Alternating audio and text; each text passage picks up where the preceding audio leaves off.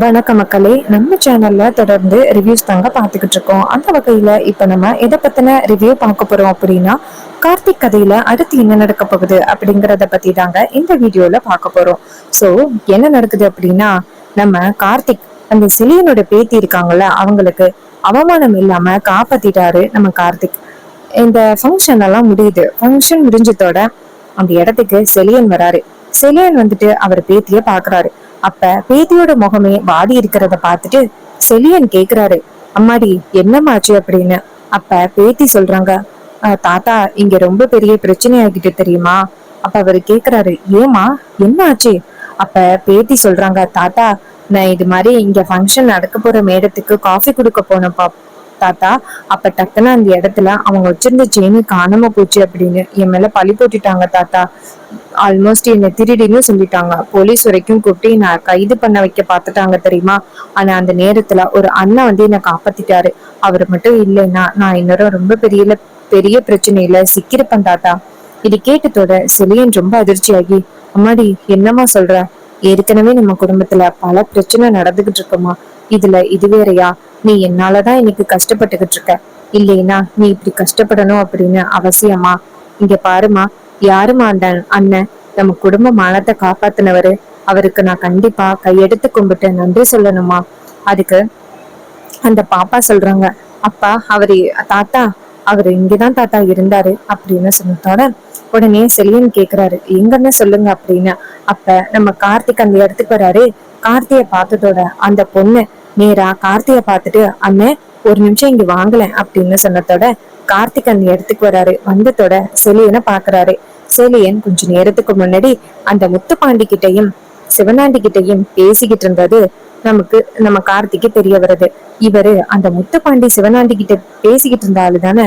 இவரு நல்லவரா கெட்டவரா அப்படின்னு கார்த்திக்கு ஒரு சந்தேகம்.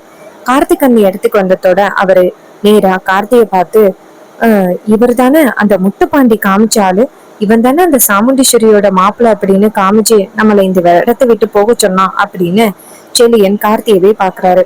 அப்ப அந்த பேத்தி நேரா அவங்க தாத்தாவை பார்த்து, தாத்தா இந்த அண்ணன் தான் தாத்தா அந்த இடத்துல இருந்து என்னை காப்பாத்தி விட்டது. இல்லைன்னா நான் திருட்டு பழியோட தான் வீட்டுக்கு வந்திருப்பேன். இது கேட்டதோட அவரு நினைக்கிறாரு, இவரு நம்ம பேத்திக்கு எவ்வளவு பெரிய நல்லது பண்ணிருக்காரு. ஆனா இவங்களோட குடும்பத்துக்கு நம்ம அவ்வளவு பெரிய துரோகம் பண்ணிருக்கோமே அப்படின்னு. அப்ப கார்த்திக் வந்துட்டு, இங்க பாரு பாப்பா இதெல்லாம் சொல்லணும் அப்படின்னு அவசியமா? அப்ப பேத்தி நேரா செலியனை பார்த்து, என்ன தாத்தா நானும் சொல்லிக்கிட்டே இருக்கேன் இவருக்கு நன்றி சொல்லணும்னு சொன்னீங்க. ஆனா எதுவுமே சொல்லாம இவரையே இப்படி விரிச்சு பாத்துக்கிட்டு இருக்கீங்களே தாத்தா, என்ன தாத்தா? அப்ப செலியன் சொல்றாரு, ஆமாம்மா, இங்க பாருப்பா, என் பேத்தியோட மானத்தை காப்பாத்திருக்க, நீ நல்லா இருப்பப்பா. கார்த்தியும் சரி அப்படிங்கிறாரு. அப்புறமா அந்த பொண்ணு நேரா கார்த்திய பார்த்து, அண்ணன் நான் போயிட்டு வரேன்னு, நீங்க என்னோட கூட பிறக்காத அண்ணன் மாதிரிதான் எனக்கு இன்னைக்கு உதவி பண்ணிருக்கீங்க. கடவுளா பார்த்து உங்களை அனுப்பியிருக்காங்கண்ண. இல்லைன்னா எனக்கு இந்த மாதிரி வேலையே கிடைக்காது. எங்க தாத்தா வேற ரொம்ப கஷ்டப்பட்டுக்கிட்டு இருக்காரு. அப்ப செலியன் சொல்றாரு, நான் பண்ண ஒரு பாவம் தான் இன்னைக்கு என்ன ரொம்ப கஷ்டப்படுத்திக்கிட்டு இருக்கு. அப்ப கார்த்திக் சொல்றாரு, சரி விடுங்க, நீங்க எதுக்கும் கவலைப்படாதீங்க, உங்களுக்கு எதுவும் பண உதவி வேணும்னா சொல்லுங்க அப்படின்னு சொல்லிட்டு கார்த்திக் பணத்தை எடுத்து கொடுக்குறாரு. அப்ப செலியன் சொல்றாரு, வேணா தம்பி, எனக்கு உழைச்சு சம்பாதிக்கிற காசு மட்டும் போதும் தம்பி. இந்த மாதிரி நான் குறுக்கு வழியில பணம் சம்பாதிச்சதுனாலதான் இன்னைக்கு நான் அவ்வளவு பெரிய கஷ்டத்துல இருக்கேன். வேணா தம்பி. இதை கேட்டதோட கார்த்திக் சொல்றாரு, பரவாயில்லங்க, இது ஒண்ணும் குறுக்கு வழியில சம்பாதிக்கிறது கிடையாது. உங்க பொண்ணு இன்னைக்கு வேலை பார்த்த காசுதான் அப்படின்னு சொல்லிட்டு கார்த்திக் காசு கொடுக்குறாரு. இது கேட்டதோட அந்த பொண்ணு ரொம்ப நன்றி அண்ணா அப்படின்னு சொல்லிட்டு காசை வாங்கிக்கிறாங்க. செலியன் இதை பார்த்துட்டு, இந்த தம்பி ரொம்ப நல்லவரா இருக்காரு. இவருக்கும் அந்த குடும்பத்துக்கும் இவ்வளவு பெரிய பிரச்சனைனா அதுக்கு காரணமே நம்ம தானே. சாமுண்டீஸ்வரி அம்மா வந்துட்டு இந்நேரம் அந்த ராஜசேதுபதியோட குடும்பத்து கூட சந்தோஷமா இருந்திருக்க வேண்டியவங்க. கடைசியில இது மாதிரி ராஜசேதுபதி ஐயாவோட புள்ளையும் அவங்க அப்பா அம்மாவும் பிரிஞ்சிருக்கிறதுக்கு காரணமே நான் தானே அப்படின்ட்டு ரொம்ப கவலைப்படுறாரு. அப்புறம் கார்த்தி சொல்றாரு, இங்க பாருங்க, ஏதாவது வேலை வேணும் அப்படின்னாலும் சொல்லுங்க, கண்டிப்பா உங்களுக்கு நான் வேலை போட்டு கொடுக்குறேன். அவரு சொல்றாரு, பரவாயில்லப்பா அப்படின்னு சொன்னதோட கார்த்தியும் சரி அப்படின்னு சொல்றாங்க. அப்புறமா பேத்தி சொல்றாங்க, அண்ணன் போயிட்டு வரனே அப்படின்னு சொல்லிட்டு போறாங்க. அப்புறமா அந்த செலியன் நம்ம கார்த்தியவே பாத்துக்கிட்டு இருக்காரு. கார்த்திக் அந்த இடத்துல இருந்து போனதோட செலியன் அந்த பொண்ணு கிட்ட, அம்மா இவரு யாருமா? அப்ப அந்த பொண்ணு சொல்றாங்க, இவருதான் அந்த சாமுண்டீஸ்வரி அம்மா இருக்காங்கல்ல, அவங்களோட மாப்பிள்ள, சின்ன மாப்பிள்ள. இது கேட்டதோட செலியனும் அப்படியாம்மா அப்படின்னு சொல்லிட்டு பைக் எடுத்துட்டு போறாங்க.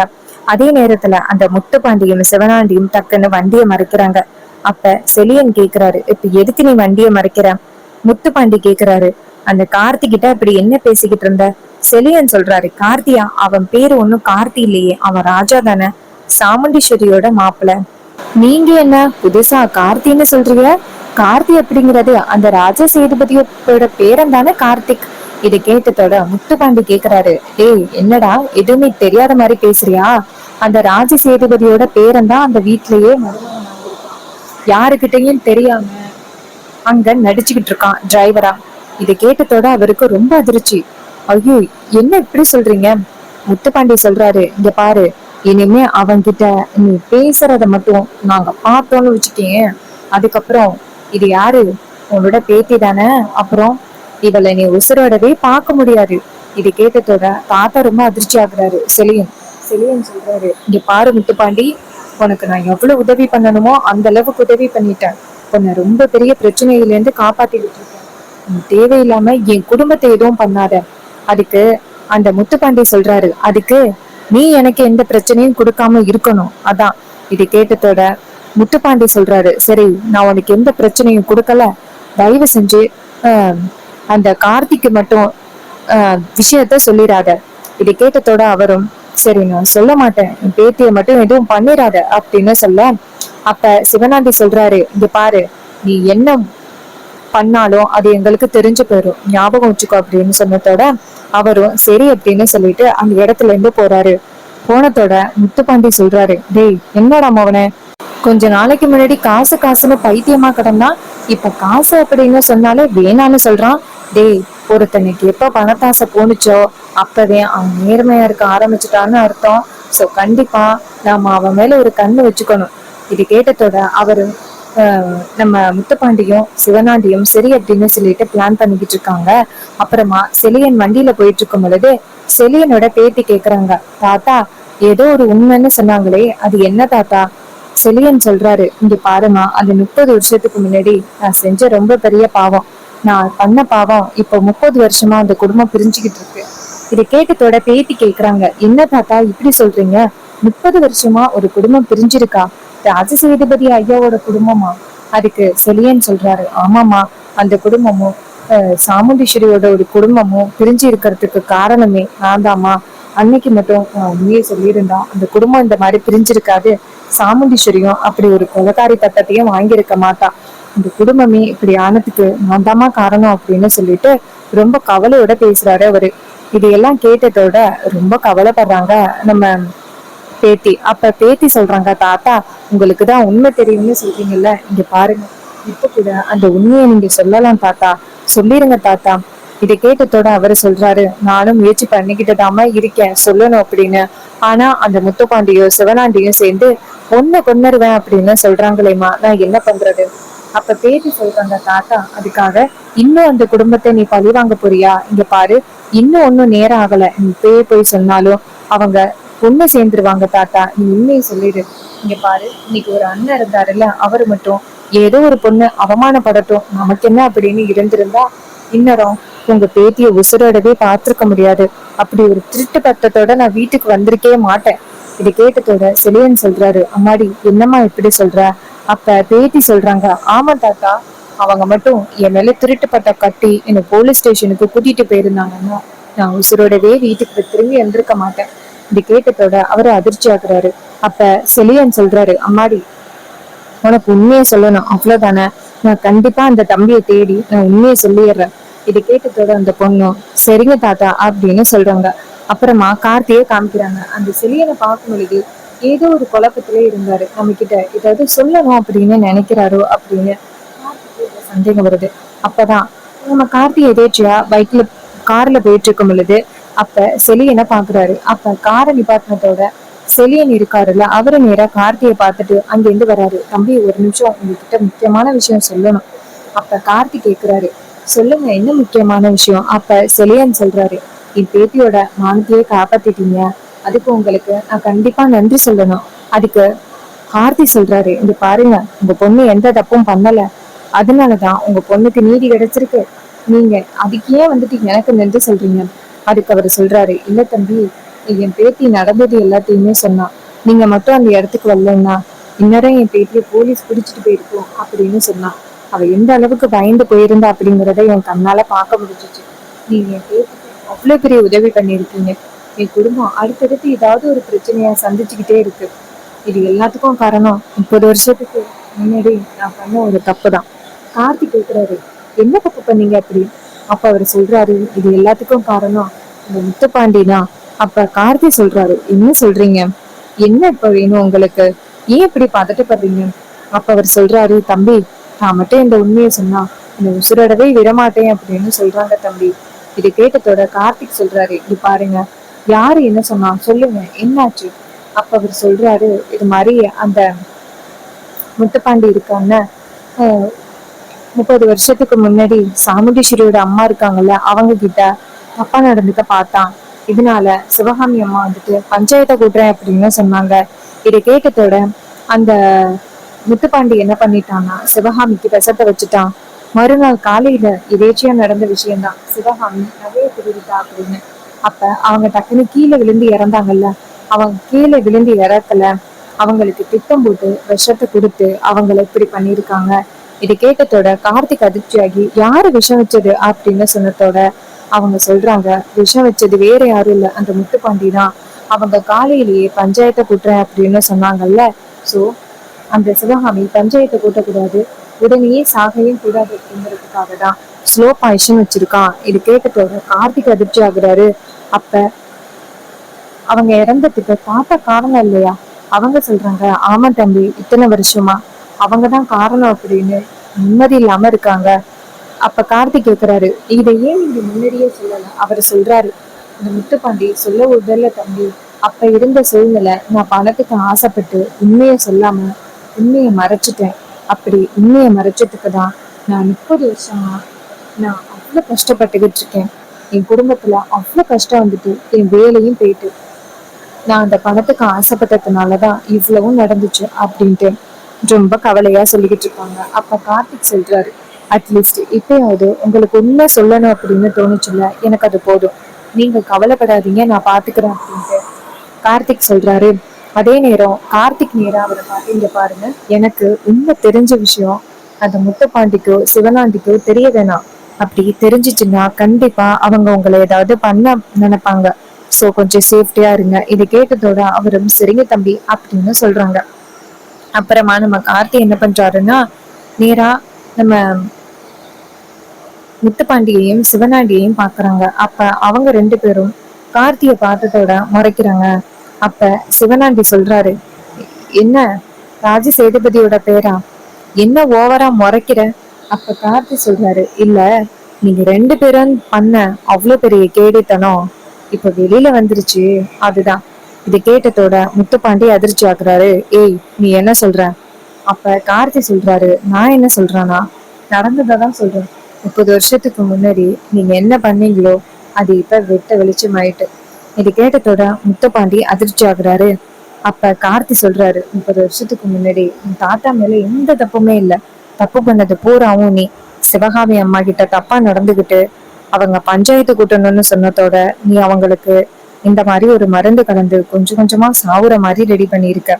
ஆனா உன்னை பத்தி எதுவுமே இன்னும் யாருமே தெரிஞ்சுக்காம இருக்காங்க. இங்க பாரு, உனக்கு இன்னும் கொஞ்ச நாள்ல சரியான ஆப்பு வைக்கிறேன் அப்படின்னு சொன்னதோட முத்துப்பாண்டி சொல்றாரு, இங்க பாரு, உன்னால எதுவும் பண்ண முடியாது. அப்ப கார்த்திக் சொல்றாரு, என்னால என்ன பண்ண முடியும் அப்படிங்கிறத நான் காமிக்கிறேன் அப்படின்ட்டு கார்த்திக் அந்த இடத்துல இருந்து போறாரு. கார்த்திக் போனதோட முத்துப்பாண்டி நேரா சிவனாண்டிய பார்த்து, என்னடா மோனே, இவனுக்கு எப்படி விஷயம் தெரியும்? முத்துப்பாண்டி சொல்றாரு, இவனுக்கு எப்படி இந்த விஷயம் தெரியும்?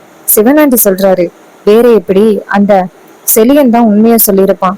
உண்மைய சொல்லாதன்னு சொல்லியும் அவன் உண்மைய சொல்லியிருக்கான் அப்படின்னா கண்டிப்பா அவன் வந்துட்டு நம்மள நினைச்சு அவன் பயப்படல, அதான் அப்படி சொல்லியிருக்கான். இங்க பாருங்க, எதுக்கு மேலையும் அந்த செலியனை விட்டு வைக்க கூடாது, வாங்க அந்த செலியன் வீட்டுக்கு போகலாம் அப்படின்ட்டு கோவமா வீட்டுக்கு போறாங்க. அங்க போய் பார்த்தா செலியன் இல்ல, வீடெல்லாம் பூட்டி கிடக்கு. அப்ப முத்துப்பாண்டிக்கு ஒரு ஃபோன் வருது. முத்துப்பாண்டி போனை பார்த்துட்டு இது அந்த ராஜாவோட நம்பர் தான் அப்படின்னு போன் அட்டன் பண்ணி, டேய் எங்கடா அந்த செலியன்? அப்ப கார்த்தி சொல்றாரு, இங்க பாரு, அவங்கள நான் பாதுகாப்பான இடத்துக்கு அனுப்பிட்டேன். நீ கண்டிப்பா என்ன பண்ணுவ அப்படிங்கிறது எனக்கு நல்லாவே தெரியும். கார்த்தி கேக்குறாரு, எத்தனை வருஷமா புதைஞ்சிருந்த உண்மை, ஒரு குடும்பத்தையே நீங்க இந்த அளவுக்கு கொண்டுட்டு வந்திருக்கீங்க. உங்க 2 பேரையுமே நான் சும்மா விடுவேன் அப்படின்னு நீங்க நினைக்காதீங்க. நீங்க 2 பேரும் பண்ண தப்புக்கு கண்டிப்பா தண்டனை கிடைக்கும் அப்படின்னு கார்த்திக் செம்மையா மாஸ் காட்ட, இதை கேட்டுட்டு முத்துப்பாண்டி அதிர்ச்சி ஆகுறாரு. அப்ப முத்துப்பாண்டி சொல்றாரு, இங்க பாருடா மவனே, கண்டிப்பா இவன் நம்மள சும்மா விட மாட்டான். ஏதாவது பண்ணி நம்மள மாட்டி விடணும் அப்படின்னு நினைப்பான். சோ கண்டிப்பா நம்ம வந்துட்டு எப்படியாவது இவங்கிட்ட இருந்து தப்பிக்கணும். இது வரைக்கும் நான் ஜெயில இருந்ததே போதும். அந்த சாமுண்டீஸ்வரியால ஏற்கனவே நான் 5 வருஷம் ஜெயில இருந்துட்டேன். திருப்பியும் என்னால ஜெயில இருக்க முடியாது மவனே அப்படின்னு சொன்னதோட முத்துப்பாண்டி சொல்றாரு, சித்தப்பா நீ கவலைப்படாத, அந்த சாமுண்டீஸ்வரி நம்மள எதுவும் பண்ண முடியாது. அந்த வீட்டுல சந்திரா இருக்கால, அவ வச்சு நம்ம அடுத்த பிளான் பண்ணிடலாம். நீங்க கவலைப்படாதீங்க. இது கேட்டதோட முத்துப்பாண்டிய பாருட மகனே, கண்டிப்பா ஏதாவது பிரச்சனை நடக்குமா அப்படின்னு ரொம்ப பயமா இருக்கு, என்னால கண்டிப்பா தப்பிக்க முடியாது அப்படின்னு சொன்னதோட முத்துப்பாண்டி சொல்றாரு, சித்தப்பா நீங்க கவலைப்படாதீங்க, நான் பாத்துக்கிறேன் அப்படின்னு. இன்னொரு பக்கம் கார்த்திக் வந்துட்டு வீட்டுக்கு போறாரு. அங்க போனதோட நம்ம ராஜா இருக்காருல்ல, ராஜா அவர்கிட்ட விஷயத்த சொல்றாரு. விஷயத்த கேட்டதோட ராஜராஜா ரொம்ப அதிர்ச்சியாகி, என் குடும்பத்துக்கு எவ்வளவு பெரிய அநியாயத்தை பண்ணிருக்கான், அவனால என் குடும்பம் இன்னைக்கு சுத்தமா பிரிஞ்சு போய் கிடக்கு, அவனை நான் கண்டிப்பா விட மாட்டேன், அவனை சும்மா விட மாட்டேன் அப்படின்னு செம்மையா கோவப்படுறாரு. அப்ப கார்த்திக் சொல்றாரு, இங்க பாருங்க, நமக்கான ஆதாரம் வேணும். ஆதாரம் இருந்தா மட்டும்தான் அவங்கள நம்ம பழி வாங்க முடியும். சோ இப்ப நம்ம கொஞ்சம் அமைதியா இருக்கிறது நல்லது, சரியா? இது கேட்டதோட ராஜராஜா சொல்றாரு, மாப்பிள்ள, உண்மை தெரிஞ்ச பிறகும் எப்படி அமைதியா இருக்க முடியும்? கண்டிப்பா அமைதியா இருக்க முடியாது மாப்பிள்ள அப்படின்னு சொன்னதோட கார்த்திக் சொல்றாரு, இப்போதைக்கு நம்ம அமைதியா தான் இருக்கணுமாமா அப்படின்னு சொன்னதோட அவரு சொல்றாரு, சரிங்க மாப்பிள்ள, நீங்க சொன்னா சரிதான், கண்டிப்பா ஏதாவது பிளான் பண்ணுவீங்க, சரி பாத்துக்கலாம் மாப்பிள்ள அப்படின்னு சொல்றாங்க.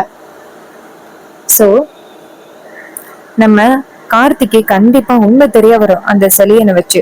சோ இத வச்சு கார்த்திக் என்ன பண்ண போறாரு அப்கமிங் எபிசோடுல, என்னெல்லாம் நடக்க போகுது, கார்த்திக் எப்படி உண்மையை கண்டுபிடிச்சு குடும்பத்தை சேர்க்க போறாரு, இது எல்லாமே அப்கமிங் எபிசோடுல ரொம்ப ரொம்ப இன்ட்ரெஸ்டிங்காகவும் ட்விஸ்டாகவும் நடக்க போகுது. ஸோ இந்த வீடியோ உங்களுக்கு பிடிச்சிருந்துச்சுன்னா இந்த வீடியோவுக்கு மறக்காம லைக் பண்ணிக்கோங்க. நம்ம சேனலை சப்ஸ்கிரைப் பண்ணிட்டு பக்கத்துல உள்ள பெல் ஐக்கானையும் கிளிக் பண்ணி ஆல்னு செட் பண்ணிக்கோங்க. அப்பதாங்க தொடர்ச்சியா அடுத்தடுத்து வீடியோஸ் போடும் பொழுது உங்களுக்கு நோட்டிபிகேஷன் வரும், பார்க்கலாம். ஸோ நெக்ஸ்ட் வீடியோல பார்ப்போம். தேங்க்ஸ் ஃபார் வாட்சிங்.